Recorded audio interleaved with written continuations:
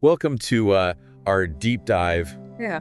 into Harper Lee's To Kill a Mockingbird. Okay. And we're going to be using a really interesting source. Dang. It's like we get to kind of peek behind the curtain and see how they plan to unpack this classic. Yes, and what I find fascinating is that this source gives us a 2-for-1. Right?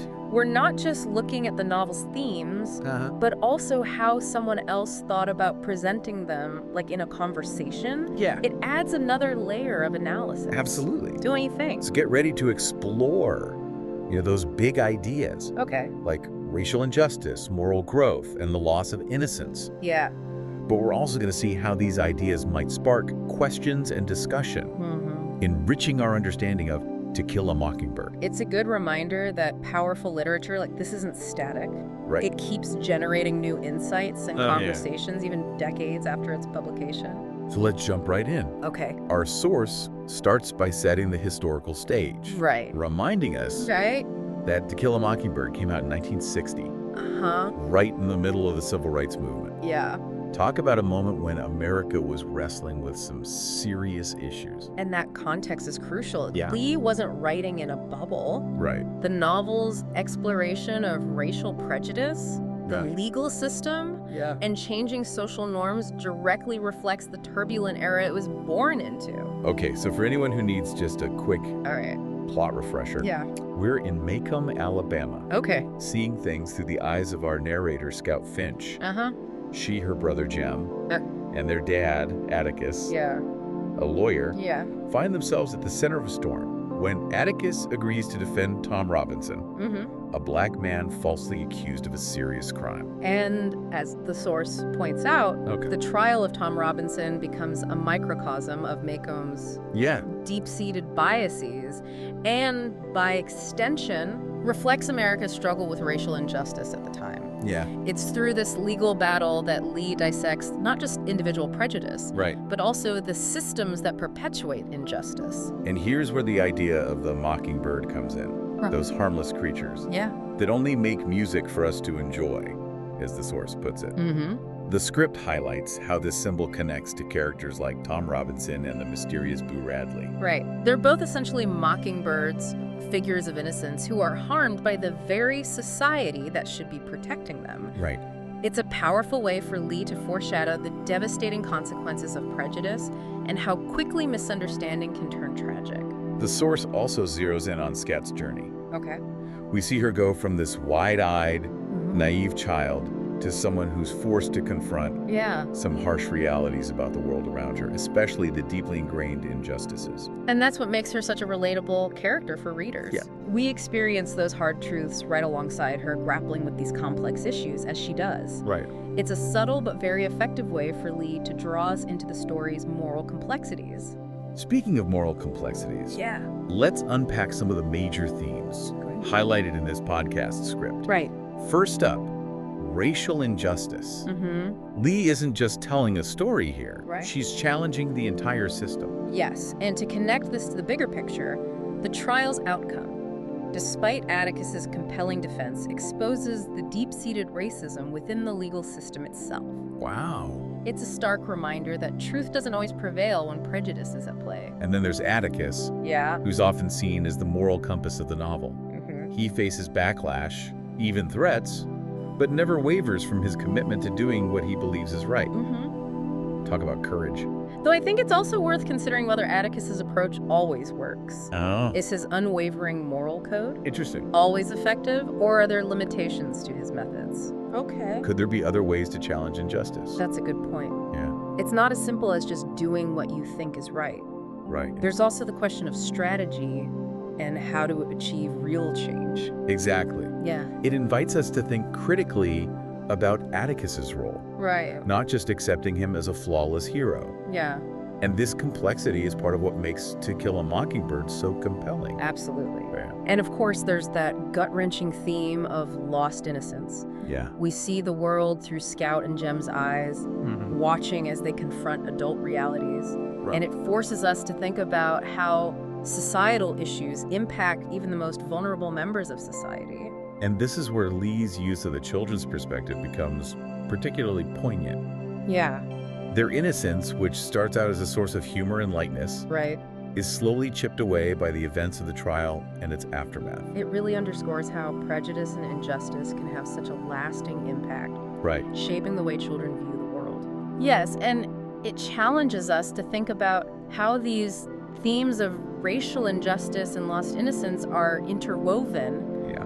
How does one influence the other? Right. Is it possible to preserve innocence in a world where such prejudice exists? So many tough questions. I know, right? Now, this podcast script also pulls out some of those memorable quotes Okay. from the book, for instance.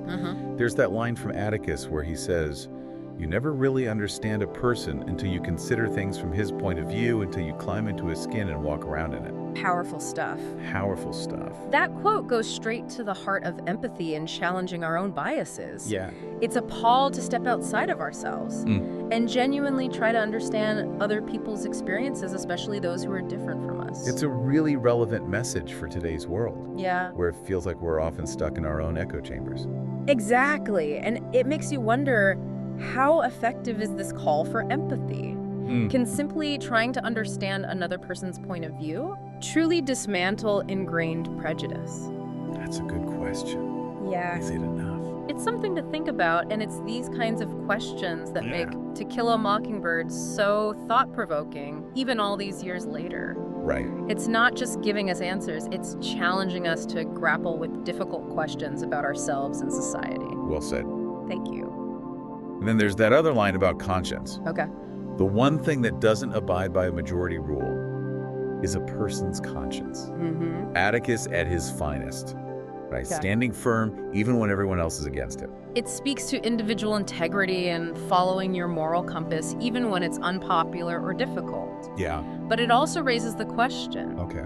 what happens when individual conscience clashes with the law or societal norms? Right. Is it always possible to follow your conscience without consequences? It's a tricky balance, that's for sure. Yeah. Doing what you think is right isn't always easy, especially when you're up against powerful forces. Right. And To Kill a Mockingbird shows us that doing the right thing can come at a cost. Yeah. We see the personal sacrifices Atticus makes, Okay. the risks he takes, and the toll it takes on his family. Yeah. It makes us question how far we're willing to go to stand up for what we believe in. And of course, we can't forget that iconic line about mockingbirds. Mockingbirds don't do one thing but make music for us to enjoy. Right. It's such a simple image, but so loaded with meaning. It crystallizes that symbol of innocence, representing those who are unfairly targeted and destroyed, often for simply being who they are. It's a reminder that prejudice often victimizes the most vulnerable among us, Yeah. those who don't deserve harm. Now, this podcast script we're looking at doesn't just analyze the book, it also suggests some thought-provoking questions to spark discussion. Oh, okay. For example, what resonates most with you in To Kill a Mockingbird? It's such a great question. Yeah. What themes or characters stick with each reader will be unique depending on their own background and experiences. It really makes you think about how a story can affect people in different ways. And that personal connection is what makes literature so powerful. Yeah. It's not just words on a page. It's a shared experience that can spark reflection and empathy. Another question they pose is, which character's journey intrigues you the most? Yeah. I have to admit, I'm always drawn to Scout.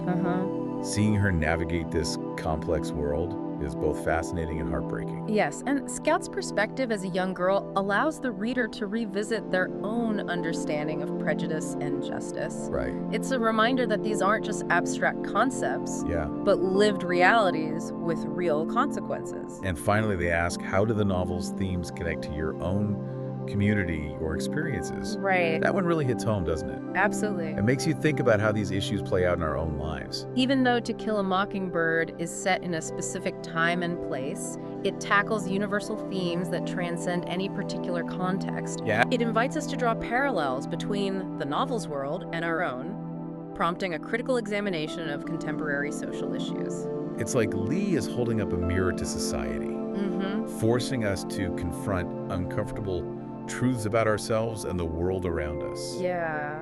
And speaking of that, our source makes a great point about the novel's enduring relevance. Okay. Why does To Kill a Mockingbird still hit us so hard even in today's world?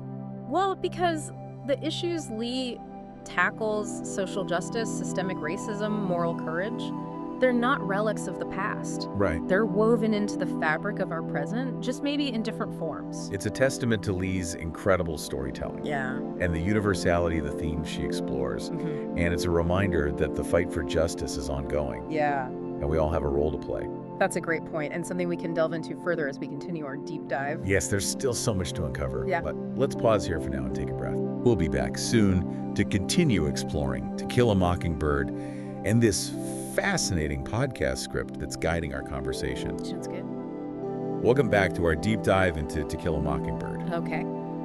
We've been exploring Right. the novel's themes and context, and I'm really struck by how Lee manages to kind of weave together, those big ideas with such compelling characters and a gripping plot. It's a masterclass in storytelling, really. Yeah. She doesn't just lecture us about social injustice, she brings it to life through the experiences of these vividly drawn characters, especially Scout and Jem. And that brings us back to the podcast script we're using as our source for this deep dive. Right. It's interesting to see how this script lays out like a plan for a whole episode focused on To Kill a Mockingbird. Yeah. They even suggest a title, Justice and Innocence in To Kill a Mockingbird. Pretty catchy, right? It is, and it gets right to the heart of the novel's central concerns. Yeah. And what's interesting is how the script emphasizes the impact of Lee's work, how it's been shaping conversations about justice for decades. It's like they're creating a blueprint for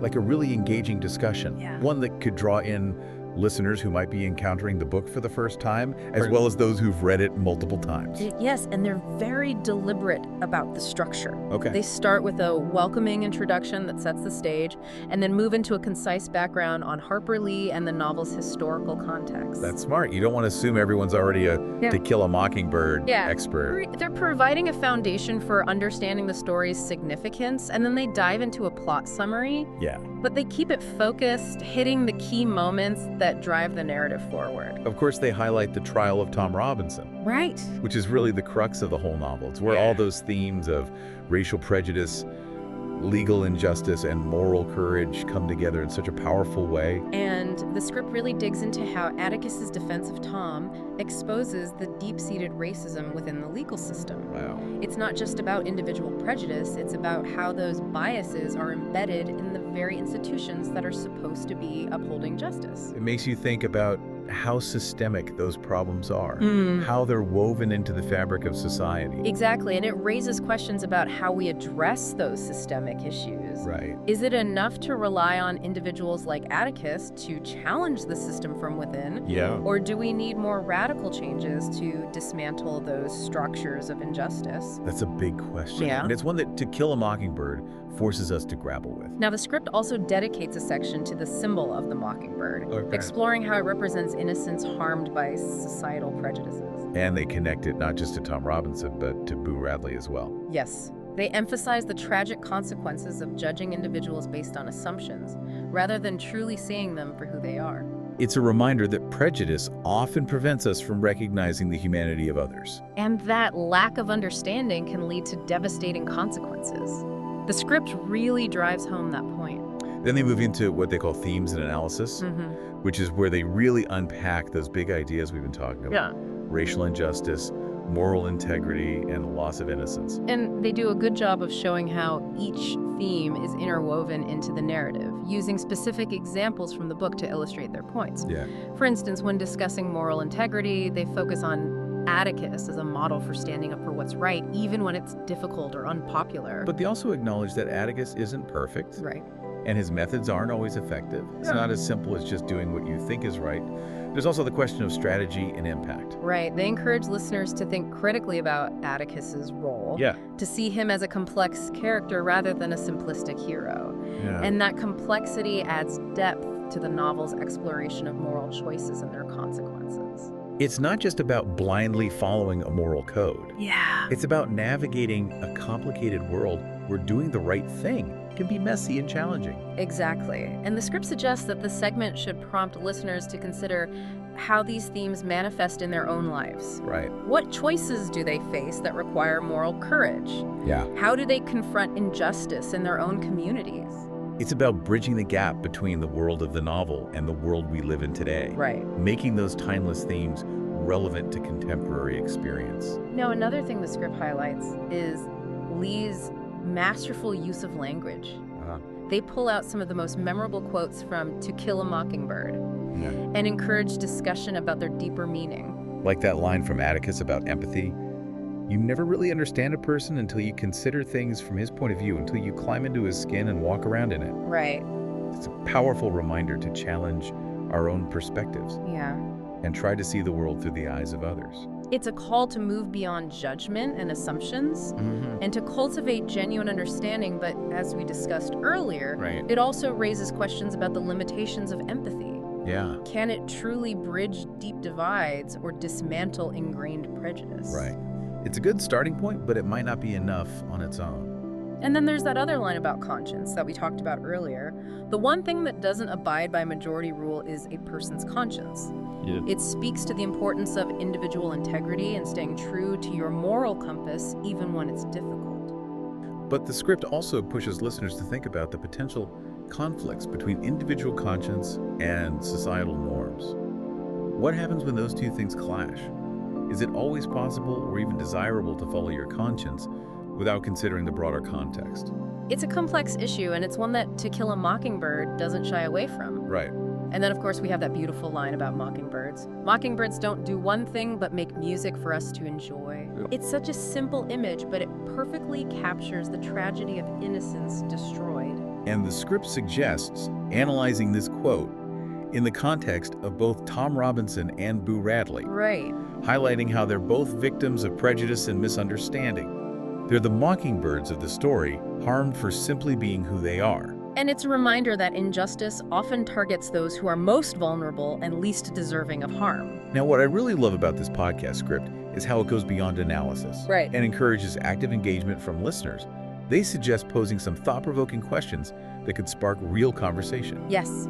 This is where the script shines. It moves beyond a simple lecture format and invites the audience to participate, to share their own perspectives, and connect the novel's themes to their own lives. They ask questions like, what does To Kill a Mockingbird mean to you? And which character did you connect with the most? Right. It's a great way to get people thinking and talking. And they also encourage listeners to consider the novel's relevance to their own communities. They ask, do the themes of racial injustice, moral courage, and loss of innocence resonate with your own experiences? Right. It's about bridging that gap between the world of the novel and the world we live in today. It's like they're saying, okay, we've explored this amazing book together now. Let's talk about what it means for us right here, right now. Exactly. And that leads into a discussion of the novel's contemporary relevance. Yeah. Highlighting how To Kill a Mockingbird continues to speak to audiences even decades after its publication. But before we dive into that, let's take a moment to gather our thoughts. We'll be back soon to wrap up our deep dive into this incredible book and the insightful podcast script that's been guiding our conversation. Okay, sounds good. You know those discussion questions from that podcast script? Yeah. They've really stuck with me. Yeah, me too. They're so good. They really encourage those personal connections with the book. Like, you're not just analyzing it, you know? Right, it's not just some academic exercise. You really think about how it applies to you. Yeah, and speaking of that, our source material really emphasizes that idea of the enduring relevance of this book. Okay, why? You know, why does this story written like over half a century ago still feel so important today? Well, because the issues, social justice, systemic racism, moral courage, they're not just things of the past, right? It's still here. It's like To Kill a Mockingbird is this bridge, connecting generations, reminding us that the fight for equality is ongoing. Absolutely. And that podcast script we've been looking at really underscores that point. Yeah. You know, it highlights how the book acts as both a mirror, reflecting society's problems, but also a call to action. So it's not a passive thing. No, it makes you think critically, you know? You have to look at yourself and your community and say, am I doing enough? Exactly. And the script suggests that this last part of an episode should be where people connect these themes to today. Right. Like, how does racial injustice manifest in your world? Or moral courage. It's reminding us that these aren't just concepts in a book. Right. They're real. The script gives some examples like, think about racial equality in your local area, or protecting vulnerable people where you live. We can't wait for others to fix these problems. Right, we all have to do something. So what's the legacy of To Kill a Mockingbird then? I think it reminds us that even though it's set in one place in time, It speaks to these universal truths about being human. Yeah, the struggle for justice, you know. Yeah, and empathy. It goes beyond generations and cultures. Now, I do want to mention one thing. Okay. The source material focuses a lot on plot and characters, but there's another layer we could think about. What's that? The setting. Okay, you mean Maycomb. Yes, Maycomb. Oh. How does that setting add to the story's power? That is a good point. I mean, it's a microcosm of society, right? Exactly. Lee uses it to show us prejudiced community and the complexities of Southern life. I like that it's like there's always something new to discover, even in a book we think we know. Right. Keep digging, keep questioning. That's what this deep dive is all about. Exactly. Well, thanks for joining us on this exploration of To Kill a Mockingbird and that podcast script that we use as our guide. It's been a pleasure. Maybe it'll inspire you to make your own podcast or analyze something that interests you. Until next time, keep reading, keep questioning, and keep diving deep.